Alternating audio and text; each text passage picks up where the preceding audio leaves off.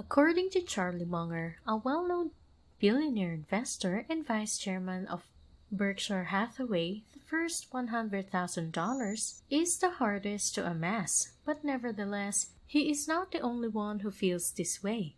The same thing is often claimed about reaching the first million, and those who have increased their money tend to think this to be true. The second one often follows much more quickly after you achieve $100,000. Before you realize it, you have $250,000, $350,000, and $450,000. Once you reach the $1,000,000 milestone, the next one is just around the corner and appears to go by much faster. This is comforting news for those of us who worry that our money is increasing more slowly than we would want. But why does it get simpler? Let's look at why. The first 100,000 is the hardest and talk about various ways you may accelerate this process to become rich years sooner. Hello everyone, welcome to Finance Wisdom. In this video, we're going to talk about first 100,000 is the hardest, after that is easy. If you are new to this channel, do like and subscribe to the channel. One difficulty that many individuals face is the process of actually beginning to invest. Investing is sometimes placed on the back burner since it seems to be a low priority. You find yourself thinking about your retirement plans before you know it. How many people do you know who would start investing if they had more money? They will begin to invest as they begin to earn more money. Declaring that you will make an investment when you have more money is like declaring that you will add wood to a fire as soon as it starts to burn. You don't invest because you have too much money. You invest because you want more money. Risk is another reason. Most of us have a friend or co-worker who avoids investing entirely because they believe it is too risky. As with many things in life, the first step is frequently the most difficult. When the goalposts look so far away, it's easy to put off accomplishing anything until later. Acquiring the first 100,000 is the hardest, but you must put in the effort. This means you must personally donate the majority of the funds. Compound interest begins to work its magic once your portfolio reaches a particular size. Even when returns as a percentage may not always improve, the returns in dollars climb dramatically. A 10% return on a $6,000 investment, for example, would be $600 and would be significant after a year. When seen in this way, $600 may not seem like much money when you realize that you might easily make as much by working a few more hours on occasion. If you invest $100,000 and get a 10% return, you'll have $10,000. Which is a great start toward replacing your income until you reach $1 million in investment. A 10% yearly return equals $100,000. This is a significant figure since many people earn significantly more than at work, that it's amazing to see such a large gain. People believe that when your portfolio hits $100,000 in value, you can really watch your assets expand. Once the snowball starts rolling, the rate at which it grows quickens. As your portfolio grows, the development is quite satisfying and your excitement may speed the process. In other words, since the incentives are so appealing, you'll begin to look for ways to diversify your portfolio more quickly. You might look for ways to increase your income in order to contribute more to these assets. You might also look for ways to enhance your returns in order to accelerate development. You'll think about your alternatives before spending $120 at a restaurant in only a few hours. When you realize how powerful compound interest is, you will reconsider your purchases. This is due to the fact that it will be more difficult for you to part with that money once you realize how much development and continued benefits await you if you invest those $120. For example, if you spend $120 on a restaurant meal, the money is gone forever.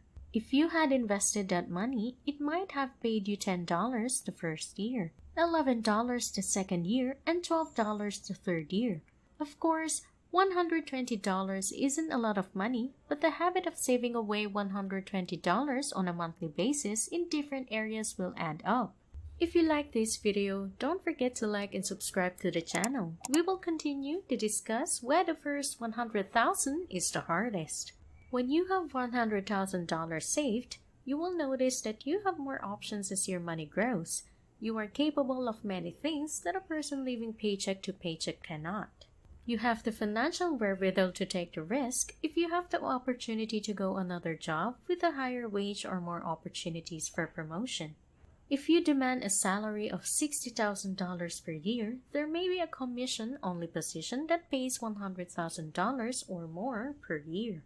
Your job may only pay $60,000 per year. Taking such a risk is not prudent. Perhaps you've always wanted to start your own business but lack the necessary resources or funds. The new firm may bring you millions of dollars, but if you can't get it off the ground, it's a lost opportunity. Perhaps a terrific real estate opportunity will come. There is the possibility of purchasing a home for far less than market value, but the risk is significant. It may be wise to take this risk if you have money saved up. The fact is that you have the option to cash out your assets if you need to or if a once-in-a-lifetime opportunity arises, even if it is not always desired. If a person just has a tiny amount of money saved, their alternatives are significantly more limited. When you have more money, you can not only take more chances, but you can also invest at a greater degree of risk. When you have the extra income and the danger of a bad investment isn't going to bankrupt you, it's easy to be more speculative when a stock shows potential. Hopefully, you'll continue to make further investments. A friend may offer you the opportunity to invest in a new business venture, and even if it fails, you will not go bankrupt.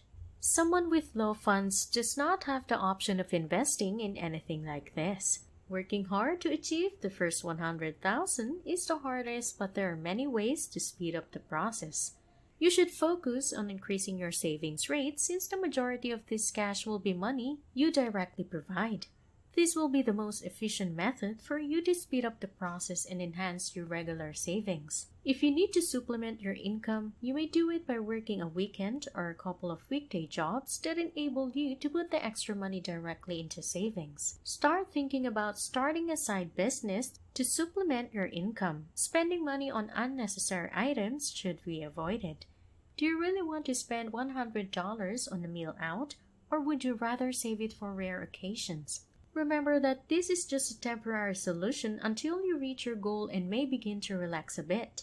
Avoid paying large auto payments on automobiles that are just unnecessary, since these expenditures are often to blame for individuals failing to achieve $100,000, much less $1 million in wealth.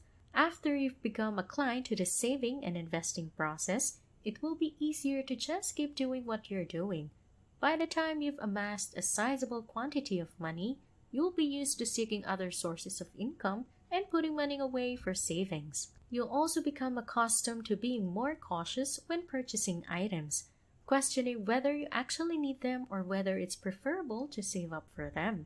Furthermore, you will be at ease with taking risks when investing through various market cycles, and you may even learn how to fully capitalize on them. You'll also be more comfortable taking risks as you invest through different market cycles, and you could even learn how to completely profit from them. According to Charlie Munger, after you reach the $100,000 mark, you should slow down significantly, even if the first million is your next aim. It gets easier since the majority of your investments will most likely be acquired with money generated via compound interest, rather than money earned by you personally working to achieve it. When you're concerned about how difficult it is to raise your net worth, realize that it becomes easier, more enjoyable, and more rewarding with time. We've reached the end of another video, and thank you for watching. I hope you have learned why the first 100,000 is the hardest. If you like this video, do give us a like, subscribe to the channel, and comment down below. Thank you and goodbye.